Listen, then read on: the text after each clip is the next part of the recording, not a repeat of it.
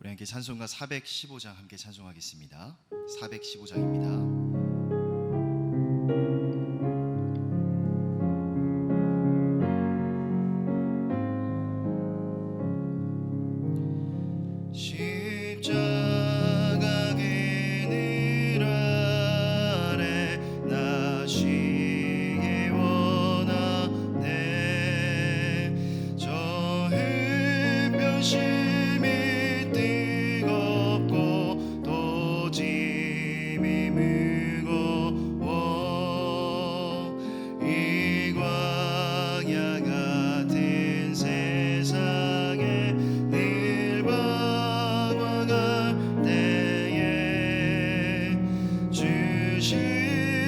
십자가에 그늘에 내시고 찾았네. 내 눈을 밝히 떴어. 저 십자가 볼 때 날 위해 고난 당하신 주 예수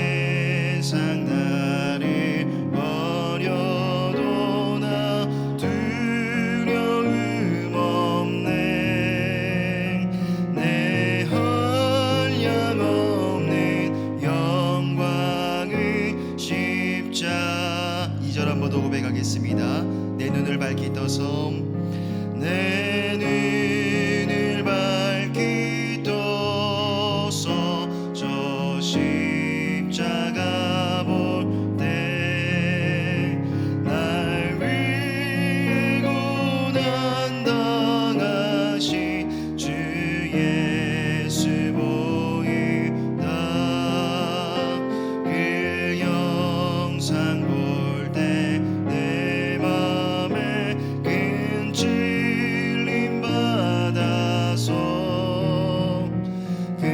사랑 감당 못하여 눈물만 흘리 3절입니다. 십자가 그늘 십자가 그늘에서 나 길이 살겠네. 나 사모하는 광채니 주 뿐이라. 이 세상 나를 버려도 나 두려움 없네. 내 한량 없는 영광은 십자가 뿐이라.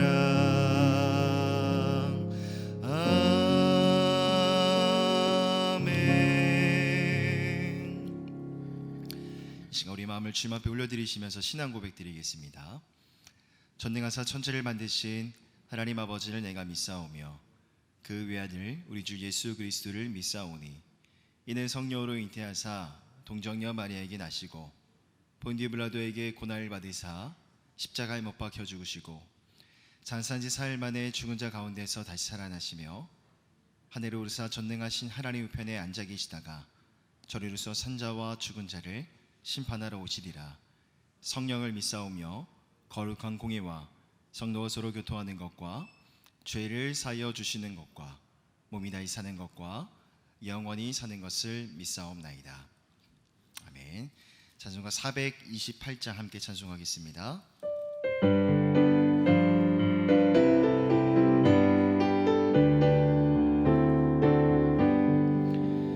내 영혼의 햇빛 비치니 주 영광 찬란해. 이 세상 어떤 빛보다 이 빛도 빛나네. 주의 영광 빛난 광채 내게 비춰 주시옵소서.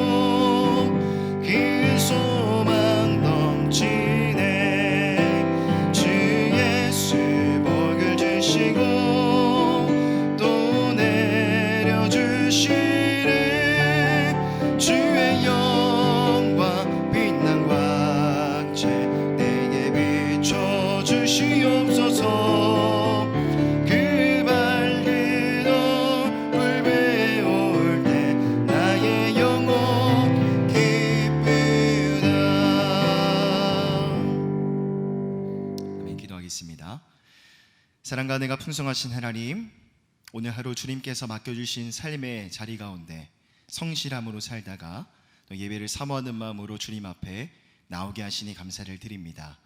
천지를 지으시고 만유의 주제가 되시는 주님을 찬양합니다. 언제나 말씀을 묵상할 때, 또 자연 만물을 바라볼 때나 하나님의 크고 높으심을 바라보며 우리의 작고 연약함을 묵상하게 하시고, 날마다 하나님의 하나님 되심을 찬양하고 예배하는 우리 모든 하나님의 백성들 되어줄 수 있도록 인도하여 주시옵소서. 이 시간 주님 앞에 예배하며 나아갈 때 우리 삶의 모든 죄와 허물을 주님 앞에 회개하며 나아갑니다. 죄가 더한 곳에 주님의 은혜가 넘쳐난다고 말씀하신 주님, 오늘도 때를 따라 도우시는 하나님의 은혜를 얻기 위하여 주님의 보좌를 향해 담대함으로 나아가오니, 하나님의 이 시간 선포되어지는 말씀을 통해서 깨달음을 부어주시고 다시 한번 주님의 보혈과 주님의 복음 앞에서 거룩하고 정결한 백성들로 빚어져가는 은혜의 시간들 되어줄 수 있도록 인도하여 주시옵소서. 하나님, 특별히 이 시간 환우들을 위해서 간절히 기도합니다. 저들의 모든 연약한 부위와 환부들을 하나님께서 피 묻은 손으로 만져주셔서 온전한 치유와 회복의 은혜를 연약함 가운데, 병상 가운데 경험할 수 있도록 모든 믿음의 가정들을 축복하여 주시옵소서. 하나님, 코로나로 인하여 여전히 많은 어려움들을 겪고 있습니다. 하나님, 하루속히 이 백신이 원활하게 유통되어질 수 있도록 인도해 주셔서 전국민 면역 형성의 날이 속히 다가올 수 있도록 인도하여 주시옵소서. 그날에 소중했던 우리의 평범한 일상을 다시 회복시켜 주시고, 다시 한번 우리가 하나님의 거룩한 성전 가운데 함께 몰려 기쁨과 자유함 속에 하나님을 찬양하고 예배하는 그날이 속히 오게 하여 주시옵소서. 하나님, 이 시간 말씀을 사모하며 예배의 자리로 나아갑니다.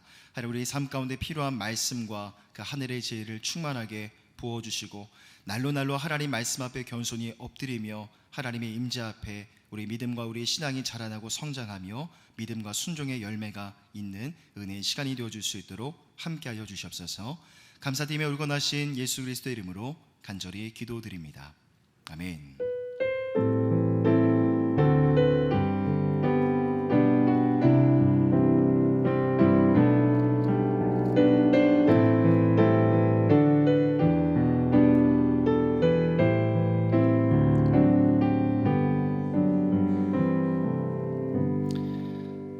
하나님의 말씀 함께 봉독하겠습니다. 함께 나눌 말씀은 사도행전 8장 26절부터 40절까지의 말씀입니다.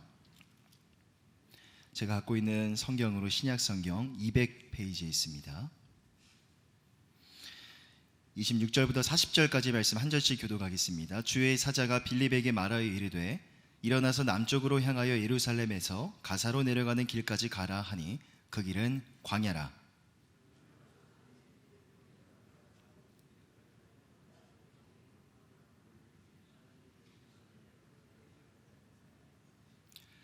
돌아가는데 수레를 타고 선지자 이사야의 글을 읽더라.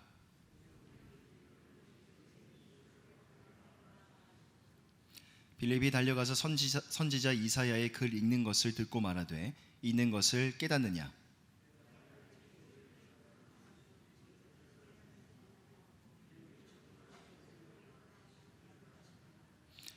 읽는 성경 구절은 이것이니 일러스되 그가 도살자에게로 가는 양과 같이 끌려갔고 털 깎는 자 앞에 있는 어린 양이 조용함과 같이 그의 입을 열지 아니하였도다.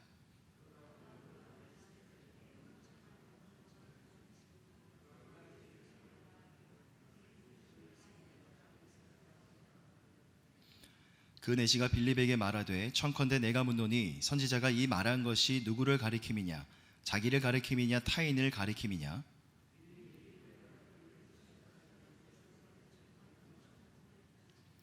길 가다가 물 있는 곳에 이르러 그 내시가 말하되 보라 물이 있으니 내가 세례를 받음에 무슨 거리낌이 있느냐?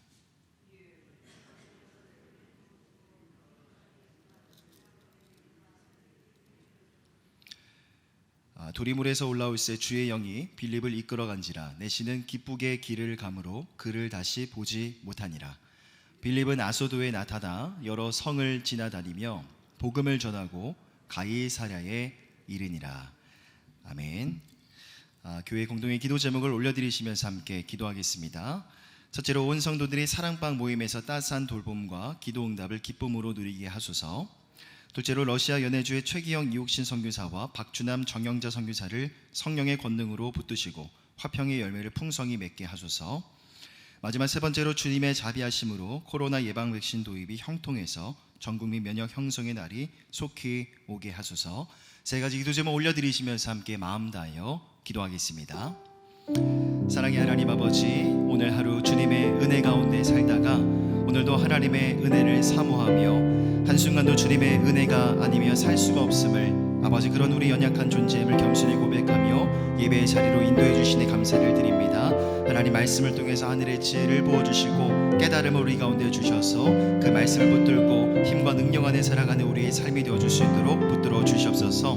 하나님 아버지, 우리에게 사랑방 모임을, 사랑방 교회를 선물로 허락해 주시니 감사를 드립니다. 우리 한 사람 한 사람은 너무나 연약한 존재들이지만 아버지 하나님 함께 나누는 사랑의 교제와 나눔 속에서 따스한 돌봄과 기도의 응답을, 충만한 사랑을 기쁨으로 누리게 하여 주시옵소서. 러시아 연해주 땅에 하나님이 보내신 믿음의 두 가정이 있습니다. 아버지, 귀한 가정을 축복해 주시고 성령의 능력과 권능으로 모든 사역을 붙들어 주셔서 화평과 충만한 사역의 열매를 풍성히 맺는 믿음의 가정과 약속의 땅이 되어줄 수 있도록 인도하여 주시옵소서. 코로나 예방 백신 도입이 원활하지 않습니다. 나라 민족을 불쌍히 여겨주시고 정부와 방역 당국 가운데 하나님의 도우심으로 백신 도입이 성공케 이루어질 수 있도록 인도해 주셔서 전국민 면역 형성의 날이 속히 올 수 있도록 하나님 인도해 주시고 주님 붙들어 주시옵소서.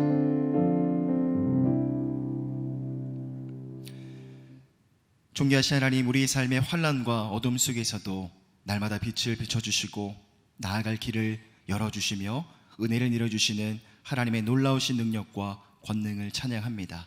오늘도 한 주의 삶 속에서 주님의 은혜가 아니면 한순간도 살아갈 수가 없는 자들임을 겸손히 고백하며 예배의 자리로 나아가오니 하나님 말씀하여 주시고 말씀을 통해 선포되어지는 하늘의 지혜를 발견하는 은혜가 있게 하여 주시옵소서. 하나님, 우리 가운데 사랑방 교회를 선물로 허락해 주시니 감사를 드립니다. 우리 한 사람 한 사람은 너무나 작고 연약한 존재들이지만 아버지, 함께 사랑방 교회 안에서 나누는 교제와 나눔의 시간을 통하여서 따스한 돌봄과 기도의 응답과 충만한 그런 사랑을 기쁨으로 누리게 하여 주시옵소서. 러시아 연주 땅에 하나님께서 보내주신 귀한 믿음의 가정들이 있습니다. 귀한 가정을 축복해 주시고 성령의 능력과 권능으로 붙들어 주시며 그 땅 가운데 그 모든 사역 가운데 화평의 열매를 풍성히 맺게 하여 주시옵소서. 백신 도입이 원활하지 않습니다. 정부와 방역 당국에게 지혜와 능력을 주셔서 백신 도입이 원활하게 이루어질 수 있도록 인도해 주시고 전국민 면역 형성의 날이 속히 오게 하여 주시옵소서. 감사드리며 우리 주 예수님의 이름으로 간절히 기도드립니다. 아멘. 할렐루야. 예배 자리에 오신 여러분들을 주님의 이름으로 사랑하고 축복합니다. 모든 음악에는 그 곡마다 지니고 있는 각자의 음악이 갖고 있는 이 감성이 존재합니다. 그 음악에 있는 감성 때문에 많은 사람들이 음악을 즐기고 또 음악을 사랑하죠. 하지만 저는 이 음악이 가지고 있는 감성의 힘보다도 음악과 함께하는 우리 인생의 추억들, 그 추억이 지니는 힘이 더욱더 크다고 생각을 합니다. 예컨대 내가 어느 날 어떤 음악을 들었는데 그 음악을 듣는 순간 갑자기 머릿속에 떠오르는 과거의 어떤 추억의 순간들, 그런 경험들이 아마 한 번쯤은 있으실 거라고 생각됩니다. 음악을 듣는 순간 과거 어느 때의 그 시간과 분위기, 그때의 공기와 그 계절의 느낌, 그때 느꼈던 내 마음의 감정까지도 생생하게 기억이 나는 거죠. 저에게도 제 인생의 어느 한 시점을 추억할 수 있는 음악, 노래가 하나 있습니다. 저는 2015년 9월에 서울홍성교회 부임을 했고요. 저 뒤쪽에 앉아서 예배를 드렸던 그 첫 번째 주일이 아직도 생생합니다. 새로운 환경 속에서 모든 것이 낯설고 어색했던 그날이었습니다. 그런데 주일 대예배 때 제 귓가에 들리는 찬양 한 곡이 있었는데요. 아마 그때가 9월이다 보니까 새생명 축제를 준비하던 때여서 아마 매주 이 찬양을 불렀던 것 같습니다. 그때 제 귓가에 들렸던 찬양의 제목은 여러분 잘 알고 있는 것처럼 한 영혼이라는 찬양입니다. 이 찬양에 담겨져 있는 가사의 이 이야기가 참 마음에 많은 감동을 주었던 기억이 납니다. 성도가 이 세상을 살아갈 때 무엇을 위해서 어떻게 이 세상을 살아가야 될지에 대한 길과 방향을 제대로 보여주는 찬양이 바로 이 한 영혼이라는 찬양이지 않습니까? 이 찬양의 가사를 우리가 한번 살펴보면요, 내게 새 생명을 주신 주님의 큰 사랑을 늘 기억하고 그 사랑에 감사하며 그 한 영혼에게 나도 복음을 전하고 그 한 영혼으로 하여금 하나님을 예배케 하겠노라는 이 찬양의 고백이 새로운 사역을 앞두고 있는 제 안에 있는 설렘이라는 감정과 맞물리면서 참 많은 도전을 주었던 기억이 납니다. 그래서 저는 지금도 이 찬양을 부르고 이 찬양을 들을 때 지금도 그때의 공기와 분위기, 그때의 마음의 감정과 결단이 생생하게 기억이 납니다. 오늘 설교를 준비하면서도 저는 이 찬양을 떠올렸습니다. 왜냐하면 오늘 본문에 나오는 이야기도 이 찬양의 가사를 매우 많이 닮아있기 때문입니다. 사도행전 7장에서 스데반 집사의 죽음 이후에 8장에서부터는 기독교인들에 대한 박해가 본격화되고 있었습니다. 1절의 하반절을 먼저 보면 그날에 예루살렘에 있는 교회에 큰 박해가 있어 사도 외에는 다 유대와 사마리아 모든 땅으로 흩어졌다라고 말씀합니다. 자, 예루살렘에 있는 교회에 큰 박해가 있었고 많은 사람들이 흩어졌는데, 자, 여기서 특별히 흩어지다로 번역된 헬라어는 디아스페이로라는 단어가 사용이 됩니다. 자, 이 단어로부터 흩어진 사람들을 뜻하는 우리가 한 번쯤은 다 들어봤을 만한 디아스포라라는 단어가 파생이 되었죠. 자, 그런데 중요한 것은 그렇게 흩어진 사람들의 구성을 살펴보면 사도들이 아닌 자, 사도가 아닌 자들, 즉 평신도들이었다는 겁니다. 그리고 그들이 무엇을 했는가? 4절입니다. 그 흩어진 사람들이 두루 다니며 복음의 말씀을 전할세.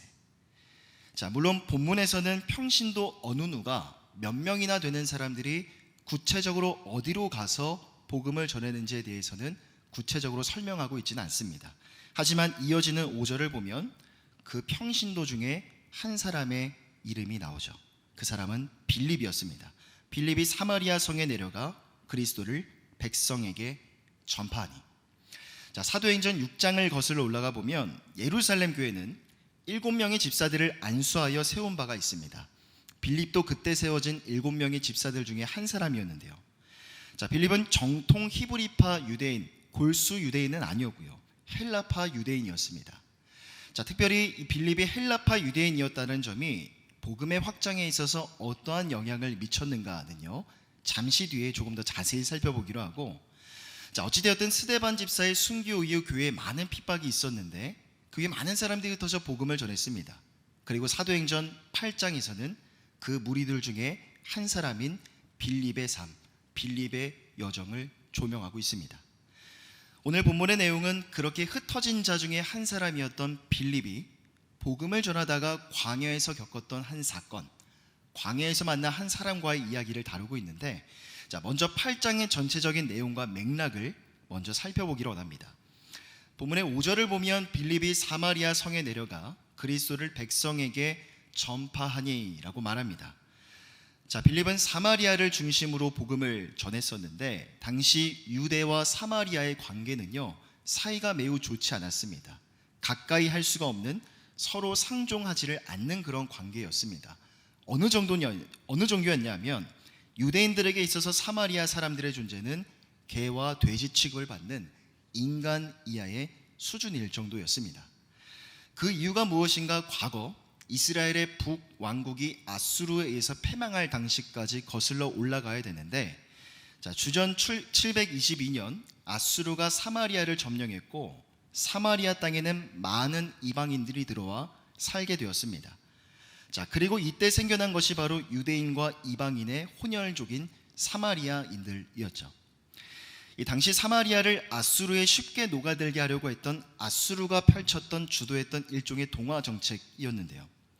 결국 사마리아에 살고 있었던 유대인들은 이방인과 피가 섞이게 되면서 순수한 혈통에 집착했던 유대인들이 사마리아를 경멸하게 되었던 것이죠. 그러므로 유대인인 빌립으로서는 자기 민족과 적대적인 관계에 있었던 이 사마리아인들에게 사마리아 땅에 들어가 복음을 전한다는 게 정말 쉬운 일이 아니었습니다. 하지만 스데반이 박해의 가능성에도 불구하고 유대인의 회당에 들어가 담대하게 복음을 전했던 것처럼 빌립도 동일한 모습을 보여주었죠. 사마리아가 어떤 곳인지를 알고 있었음에도 불구하고 담대히 그 땅에 들어가 복음을 전했습니다. 물론 여기서 빌립이 구체적으로 사마리아의 어느 지역에 가서 복음을 전했는지에 대해서는 분명하지 않습니다. 사도행전의 저자인 누가도 사마리아의 어느 특정한 지역을 꼭 찍어서 언급하지는 않죠. 대신 누가의 관심은 단지 사마리아 그 자체였습니다. 중요한 것은 빌립이 사마리아 땅에 들어갔다는 것 그 자체가 큰 이슈였던 것이죠. 그런데 여기서 빌립으로 대표되는 흩어진 자들과 대조가 되는 또 다른 무리들이 있습니다. 그들은 바로 사도들입니다. 1절 하반절을 다시 보면 예루살렘에 있는 교회에 박해가 있자 사도가 아닌 자들이 흩어졌다고 말씀하죠. 그러면 여기서 의문이 하나 생깁니다. 그럼 왜 사도들은 흩어지지 않았고 예루살렘에 그대로 머물렀는가라는 겁니다. 그 이유에 대해서 두 가지 정도 이유를 생각해 볼 수가 있는데, 첫 번째로 사도들이 대박해 속에서도 죽음을 두려워하지 않았기 때문에 예루살렘 교회를 지키기 위해서 그곳에 남았을 거라는 겁니다. 두 번째로 생각해 볼 수 있는 이유는요, 아직은 예루살렘 선교가 끝나지 않았기 때문에 그래서 사도들이 그곳에 남아 복음을 전해야 된다라고 생각했을 수도 있다는 거죠. 첫 번째과 두 번째 이유를 살펴보면 모두 다 충분히 그럴 수 있는 이유처럼 보이긴 합니다. 하지만 저는 이 두 가지 이유가 사도들이 대박해 속에서 흩어지지 않고 예루살렘에 머물 수밖에 없었던 그 명백한 합당한 명분을 제공해 준다고 보지는 않습니다. 왜냐하면 예수님이 분명히 전해주신 말씀이 있었기 때문이죠. 사도행전 1장 8절입니다. 우리 함께 한 목소리로 읽어보겠습니다. 시작. 오직 예루살렘과 온 유대와 사마리아와 땅끝까지 이르러 내 증인이 되리라 하시니라. 예수님이 분명히 지명하여 말씀하셨죠. 예루살렘과 온 유대와 사마리아와 땅끝까지 이르러 복음의 증인이 되어라. 만일 사도들이 예수님이 말씀하셨던 이 명령을 늘 기억하고 있었고, 또 당시 일어났던 대박해의 의미가 무엇인가, 이 대박해 속에 숨겨져 있는 하나님의 놀라운 섭리가 무엇인가를 늘 염두에 두고 있었다면, 저는 최소한 사도들은 예루살렘에 머물러만 있지는 않았을 거라고 생각합니다. 예루살렘과 온 유대와 사마리아와 땅끝까지 이르러 복음을 전하라, 복음의 증인이 되어라 라고 말씀하신 그 예수님의 말씀의 기치를 들고 어느 곳이든 나아갈 준비를 하는 것이 지당한 일 아니었겠습니까? 자, 여기서 우리는 사도들과 사도가 아닌 자들의 차이가 무엇인지를 여기서 발견할 수 있습니다. 앞서 저는 빌립 집사가 헬라파 유대인이라고 말씀을 드렸는데, 당시 초대교회 구성을 살펴보면 대다수의 히브리파 유대인들과 소수의 헬라파 유대인들이 섞여 있었습니다. 여기서 히브리파 유대인이라고 하면 본토에 살면서 히브리어를 사용했던 정통 유대인들을 뜻합니다. 제자들과 사도들이 바로 이 범주에 속하죠. 반면에 헬라파 유대인이라고 하면 과거에 있었던 디아스포라, 과거에 있었던 이 흩어짐으로 인하여서 타국에 살게 된 사람들, 그 후손들을 뜻합니다. 혈통은 유대인이 맞지만 타국에서 태어났기 때문에 당시 지중해 공용어였던 헬라어를 사용했던 유대인들이죠. 스데반과 빌립이 이 범주에 속합니다. 자, 그런데 이 정통적인 유대인들과 헬라파 유대인들에게 어떤 차이점이 있었는고 하니 바로 세계관의 차이가 있었습니다. 정통 유대인들에게 있어서 그들의 세계관은 유대 사회가 전부였습니다. 자신들이 속해 있는 유대 사회를 온 세계로 생각했고 세상의 중심이라고 생각했죠. 이방인들을 꺼려하는 성향, 배척하는 성향이 굉장히 강했었고요. 그러므로 그들의 세계관은 다소 폐쇄적일 수밖에 없었습니다. 하지만 헬라파 유대인들의 세계관은 완전히 달랐습니다. 이들은 이방 나라에서 태어날 때부터 자신과 다른 같지 않은 사람들 사이에서 태어났기 때문에, 살아왔기 때문에 히브리파 유대인들보다는 조금 열린 세계관의 소유자들이었던 거죠. 그러니 사마리아를 거쳐서 땅끝까지 이르라는 주님의 말씀이 부담이 되기보다는 그 말씀을 보다 더 자연스럽게 받아들일 수 있었고 구체적인 실천 단계까지 나아갈 수가 있었던 겁니다. 결국 이러한 이유 때문에 흩어진 것은, 박해 속에서 흩어진 것은 사도가 아닌 자들이었고 사도들은 예루살렘에 남게 되었습니다. 그 결과 사도행전은 문자 그대로 사도들의 행적을 기록한 책입니다. 하지만 예수님의 직계 제자였던 사도들은 사도행전 15장을 끝으로 더 이상 언급되질 않습니다. 대신 하나님의 초점은 조금씩 사도가 아닌 자들, 헬라파 유대인에게로 옮겨지게 되는 거죠. 그리고 아직까지는 주를 만나 회심하기 전이기는 하지만 다음 장에 바울 사도가 사울이 회심하는 장면이 나오지만 이제는 교회를 박해했던 사울의 삶을 하나님이 주목하셔서 그의 인생이 이제는 곧 사도행전의 기록으로 남게 되는 것이죠.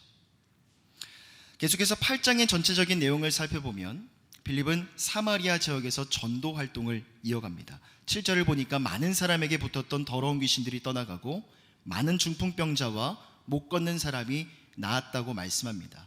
그리고 8절을 보니까 그 성에 큰 기쁨이 있더라라는 말로 이 사마리아에서의 사역이 정리가 됩니다.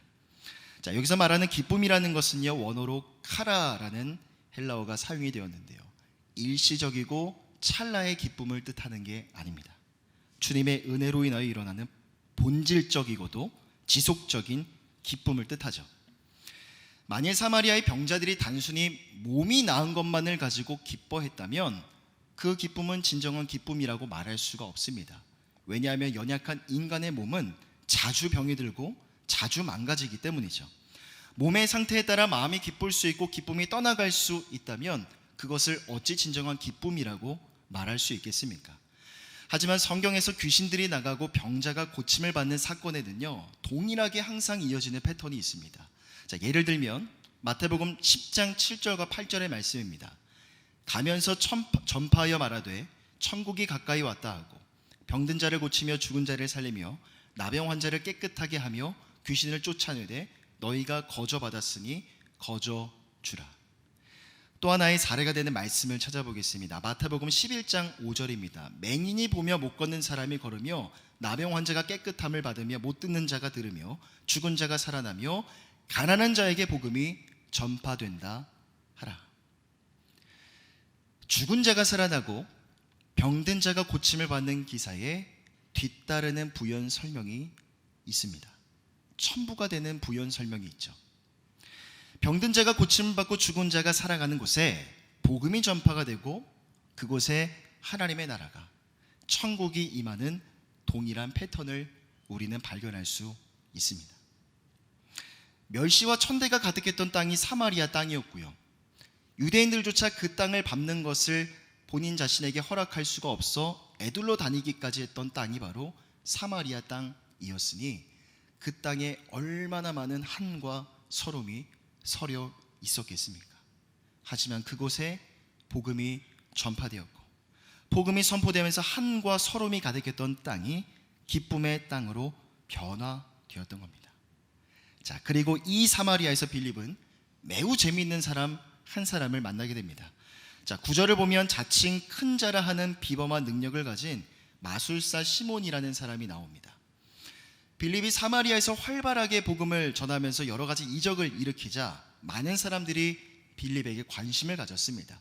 그 중에 한 사람이 바로 마술사 시몬이었죠. 왜냐하면 시몬은 마술을 하면서 돈을 벌어 사는, 먹고 사는 그런 사람이었기 때문입니다.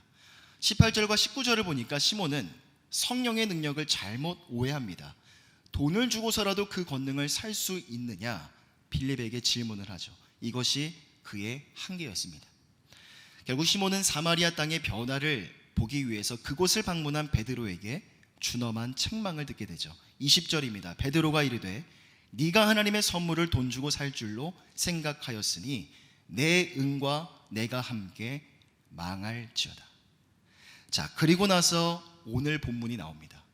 그리고 나서 빌립이 광야에서 에디오피아의 내시를 만나서 복음을 전하는 이야기가 소개되는데, 여기서 우리가 주목해 볼 것은 바로 8장의 전체적인 맥락과 구성입니다.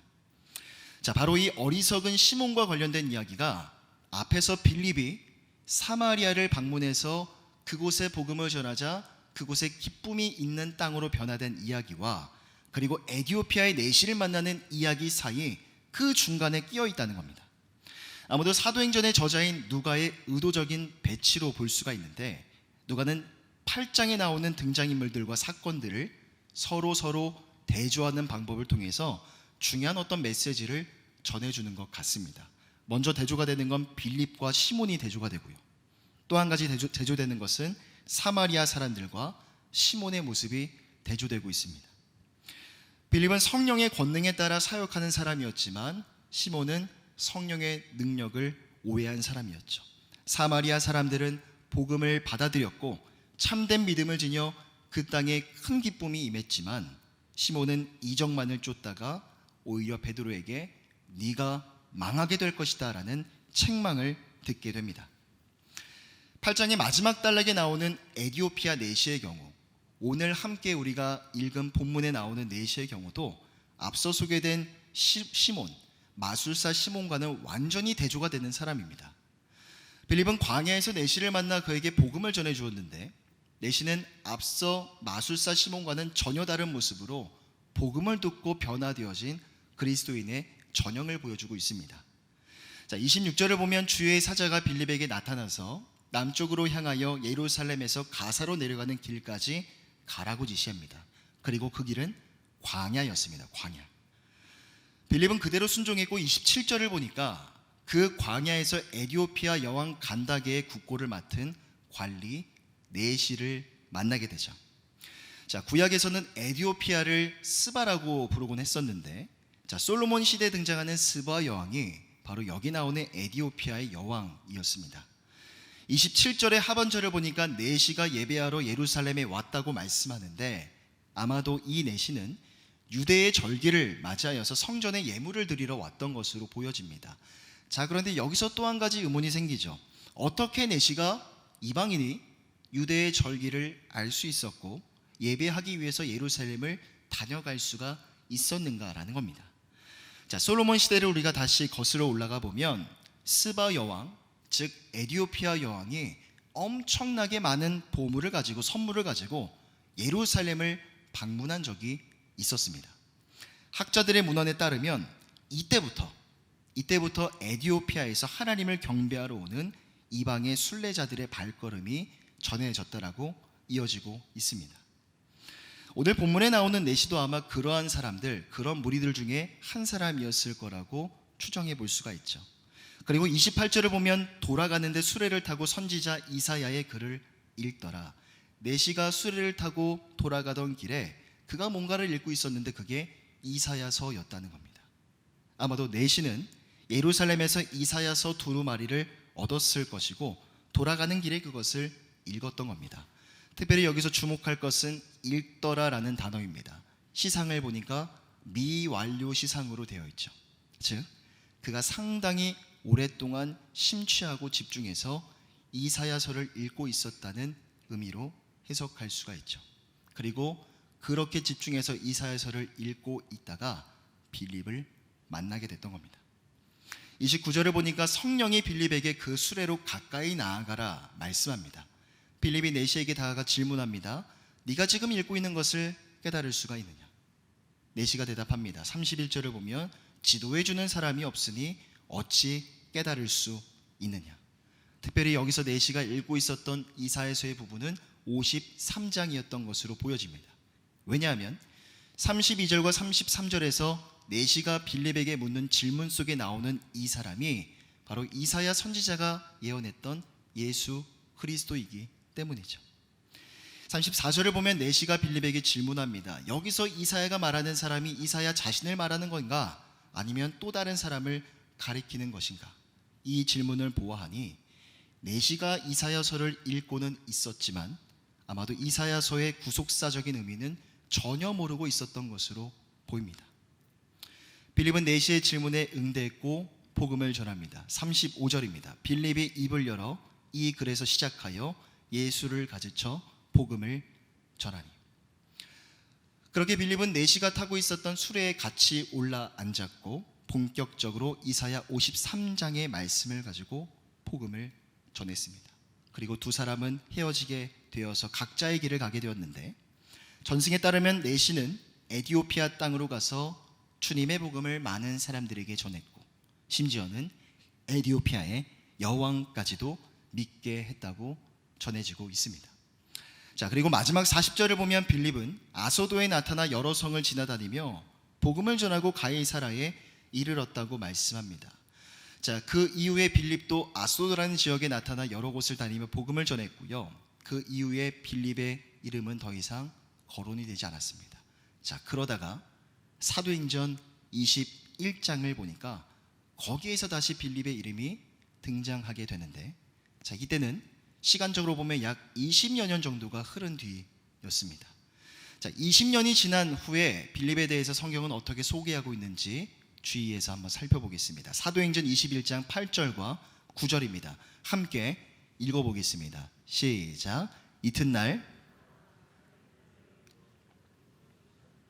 전도자 빌립의 집에 들어가서 머무느니라. 그에게 딸 넷이 있으니 처녀로 예언하는 자라. 자, 바울이 전도 여행을 하던 중에 빌립의 집에 잠시 들렀던 적이 있었는데 20년이 지난 그때에도 빌립은 전도자로 소개가 됩니다. 빌립의 이름 앞에 붙은 이 전도자라는 호칭이 의미하는 바는 과연 무엇이겠습니까?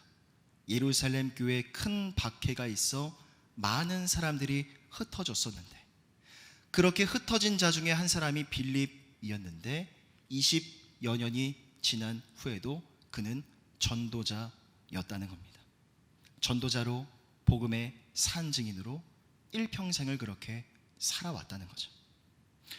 여러분, 오늘 본문에서 빌립이 에디오피아의 내시를 만난 이 사건은요, 마치 한편의 복음 제시 현장을 그대로 떼어다가 보여주는 것 같은 느낌이 들기도 합니다.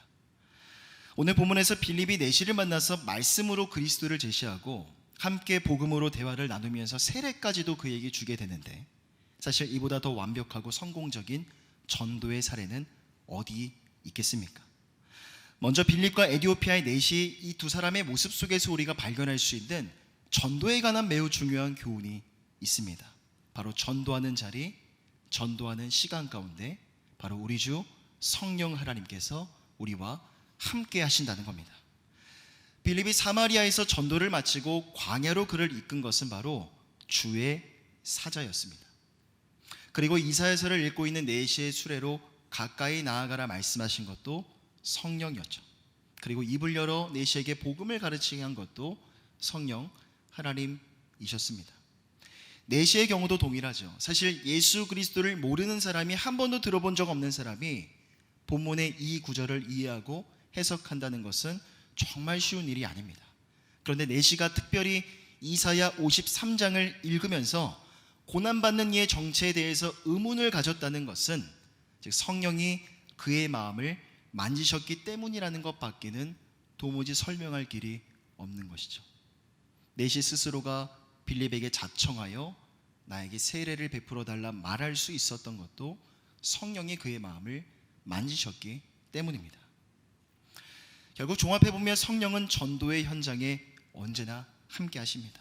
복음을 전하는 자를 이끌어 주시고 말하고 가르칠 것을 생각나게 해주시고요, 복음을 듣는 자가 있다면 그 마음속에 복음의 씨앗이 아름답게 뿌려져 열매 맺을 수 있도록 말하는 자나 듣는 자 모두에게 성령이 함께 하시고 도와주신다는 겁니다. 그러기에 만일 우리 안에 전도에 대한 막연한 두려움이 있고 불편함, 부담감이 있다면 오늘 내시와 빌립이 함께 만나서 대화를 나누는 이 모습 보면서 우리는 조금 불편한 그 마음을 내려놓아도 되는 겁니다.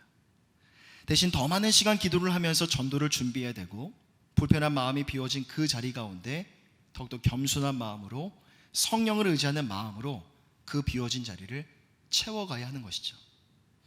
그런데 오늘 빌립이 내시를 만난 본문의 사건은 단순히 복음을 어떻게 전해야 되는가, 어떻게 전도해야 되는가, 전도의 성공적인 사례에 대한 교훈만을 전해주고 있지 않습니다.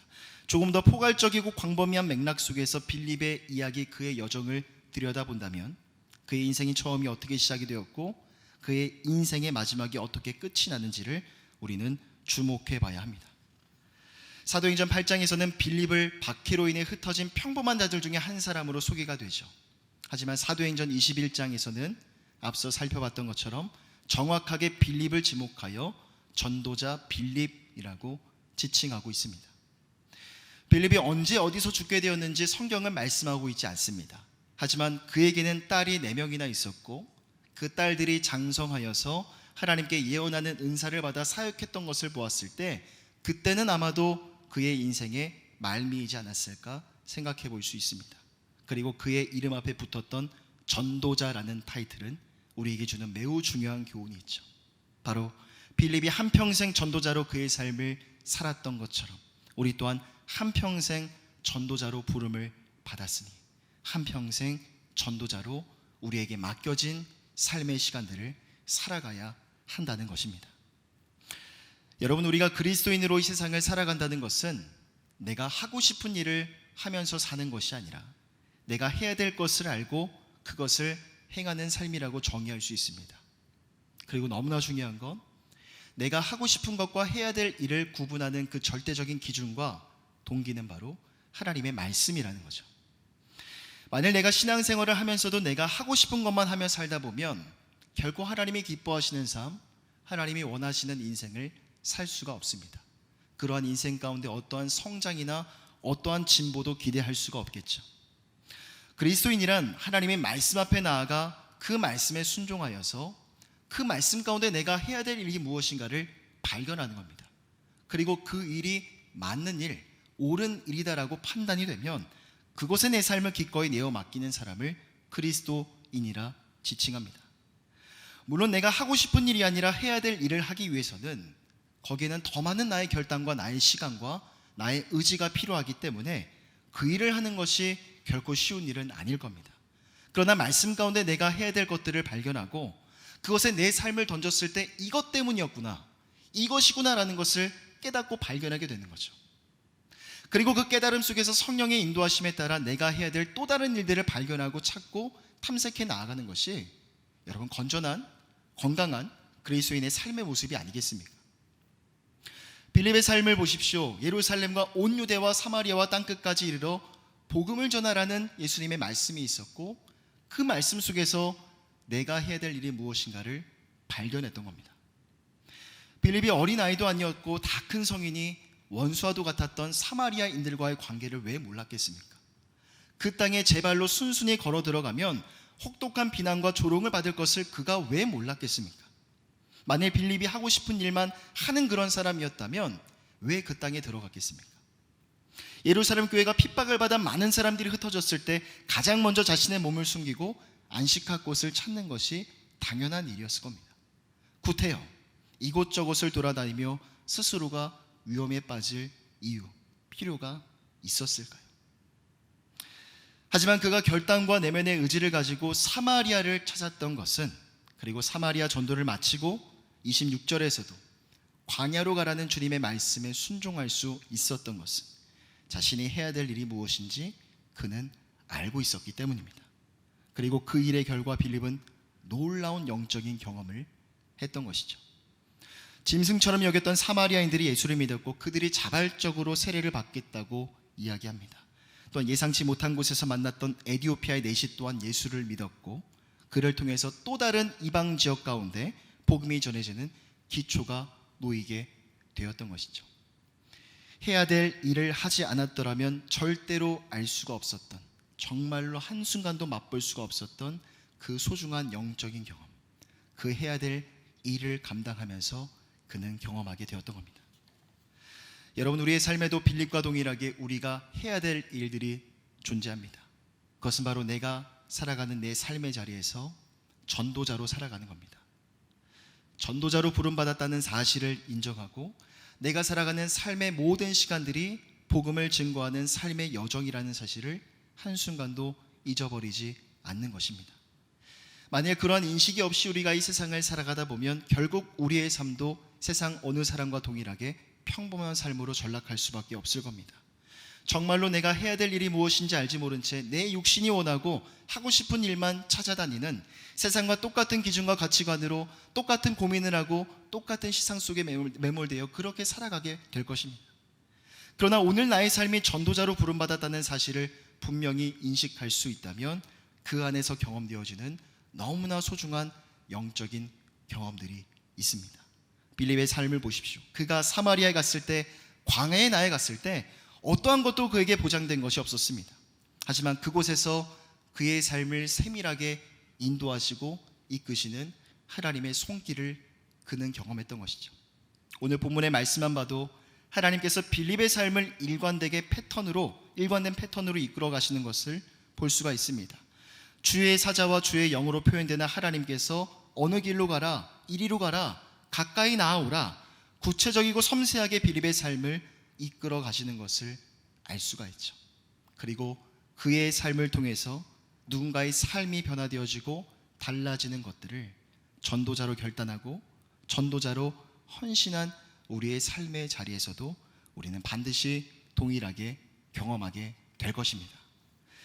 인생을 살아가는 동안 많은 것을 내가 소유한다고 해도 그 많은 것을 소유함이 우리 삶의 행복을 보장해 주는 것 같지는 않습니다. 때로는 돈이 많으면 행복할 것 같고 또 몸이 건강하면 행복할 것처럼 느껴집니다.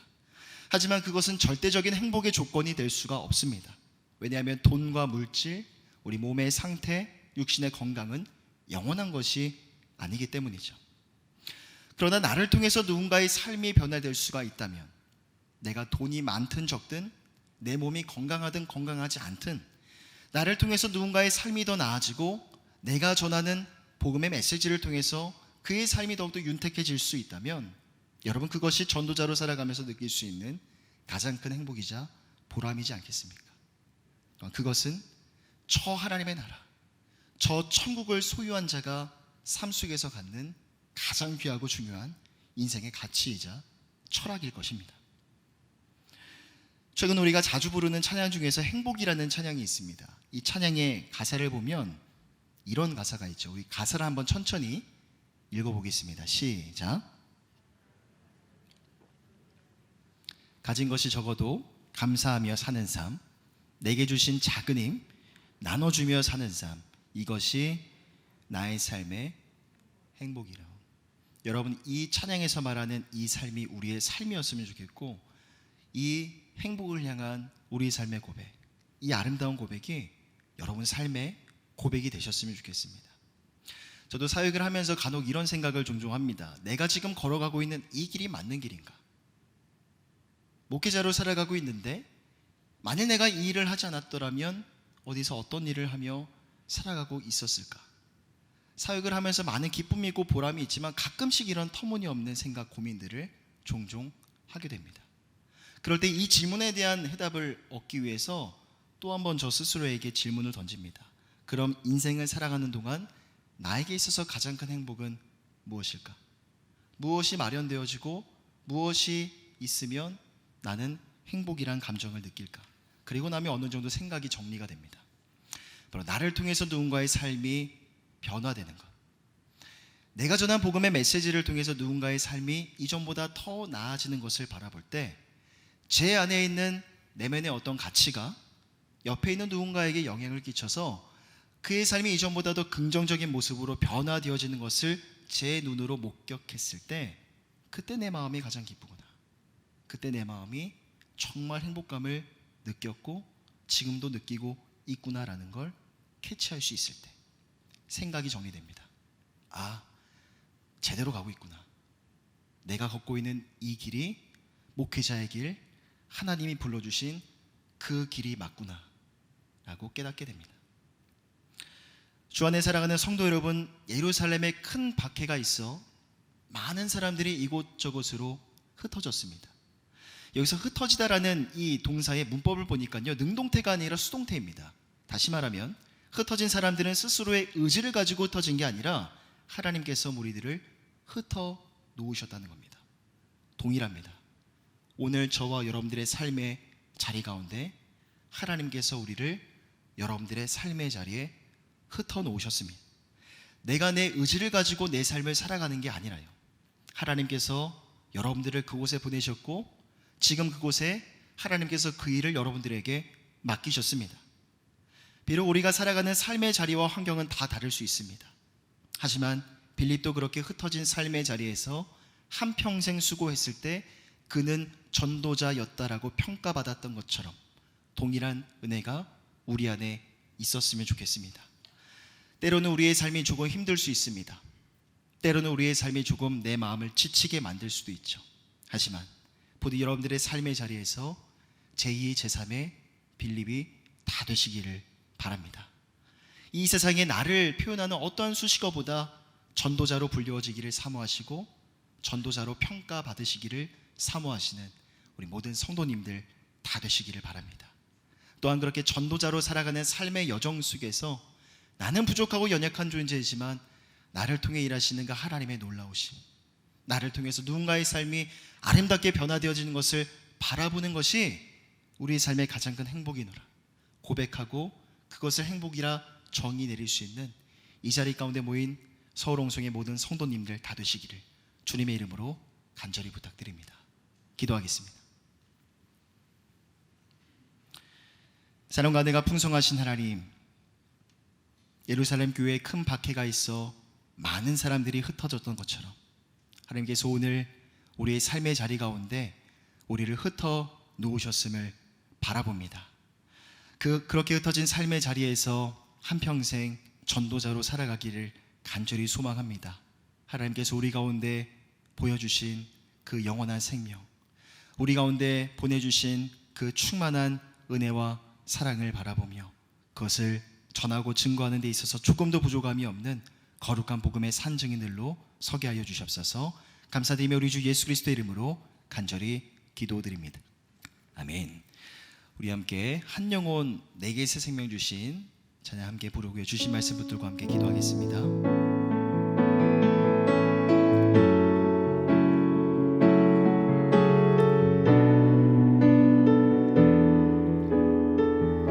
새 생명 주신 내게 새 생명 주신 주님의 그 긴 사랑 나를 다시 살리신 십자가 그 사랑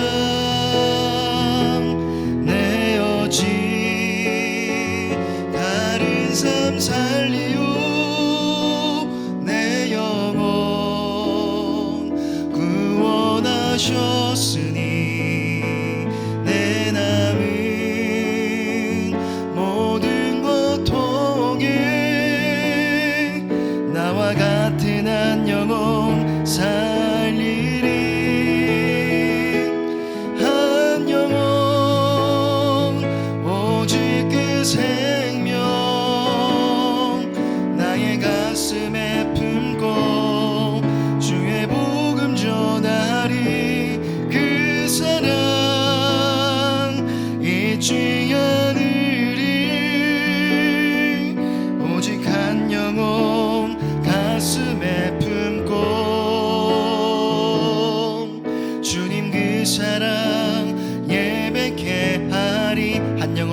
생명 한 영혼 오직 그 생명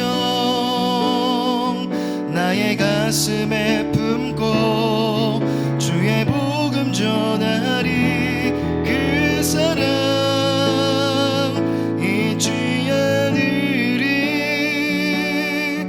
오직 한 영혼 가슴에 품고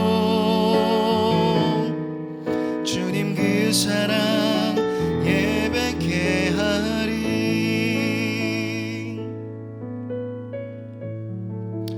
이 시간 함께 주신 말씀 듣고 기도하며 나아갈 때 빌립이 한평생 수고하는 삶을 살아갔고 그 인생 말미에 그는 전도자였다라고 평가받았던 것처럼 동일한 은혜가 우리의 삶 가운데 있었으면 좋겠습니다. 하나님 전도자로 살아가기를 원합니다. 전도자로 인생 살아가면서 그렇게 그 호칭, 그 이름을 그렇게 불리워지기를 간절히 소망합니다.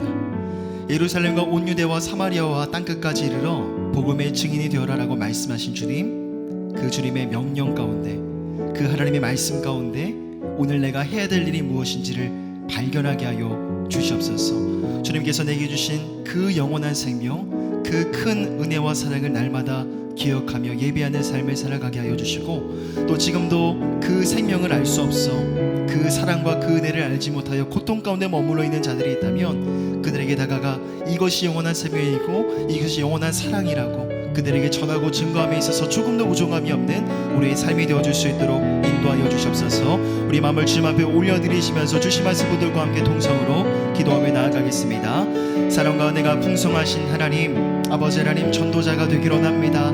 복음에 살아있는 증인이 되어지기를 간절히 소망합니다. 죄와 어둠 속에 죽을 수밖에 없었던 우리들 가운데 찾아와 주셔서 영원한 생명을 주신 주님을 찬양하고 그님의 아름다우심과 놀라운 능력과 권능을 송축합니다. 이제는 하나님 그 은혜와 사랑 우리 마음속에 거룩한 부담감으로 변화시켜 아버지 하나님 우리가 속한 삶의 자리 가운데에서 그 복음을 전하고 증거하는 복음의 산 증인들로 아버지 하나님 복음의 아버지 하나님 그 은혜와 사랑을 전하는 전도자들로 그렇게 살아가기를 간절히 소망합니다.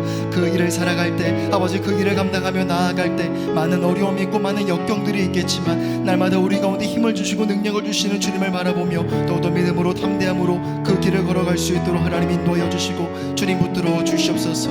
날마다 우리 가운데 놀라운 일을 행하신 주님의 아름다우심을 찬양하고 묵상하며 예배하게 하여 주시고 그 사랑이 우리 삶의 자리 가운데 온전한 아름다운 향기가 되어서 아버지 사랑을 알지 못하고 고통 가운데 머물러 있는 자들에게 그 사랑과 그 향기를 전하는 거룩의 도구와 통로들로 우리를 사용하여 주시옵소서.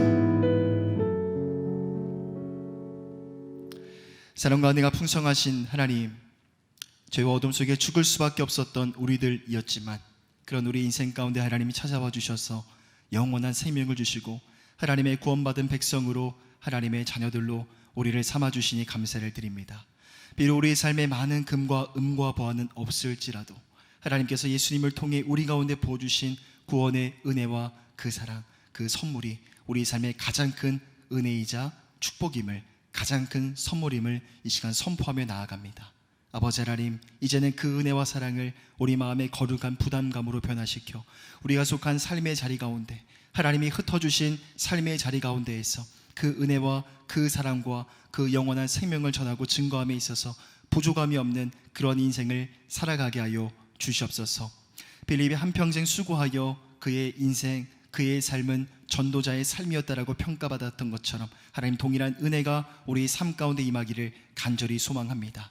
우리의 삶을 나를 표현하는 어떠한 수식어보다도 전도자로 불리기를 소망하고 사모하는 우리의 심령이 되어줄 수 있도록 인도해 주시고, 우리가 전도자로 복음의 산 증인으로 살아갈 때 많은 어려움과 역경들이 있겠지만 빌립의 삶 가운데 하나님이 도와주셨던 것처럼 세밀하고 세심하게 그의 삶을 인도해 주셨고, 아버지 날마다 그와 함께 동행해 주셨던 것처럼 아버지 동일한 마음을 가지고 아버지 복음 앞에 나아가게 하여 주시고, 아버지 하나님 또한 우리의 인생 가운데 나를 통하여 일하시는 주님을 바라보는 것만으로, 또 나를 통하여 누군가의 삶이 이전보다 더 나은 모습으로 아름답게 변화되어지는 것을 바라보는 것만으로 그것이 우리 삶의 가장 큰 기쁨이고 보람이며 가장 큰 행복이노라, 그렇게 고백하고 선언하며 정의를 내릴 수 있는 이 자리 가운데 모인 서울홍성의 모든 성도들 다 되어줄 수 있도록 축복하여 주시옵소서.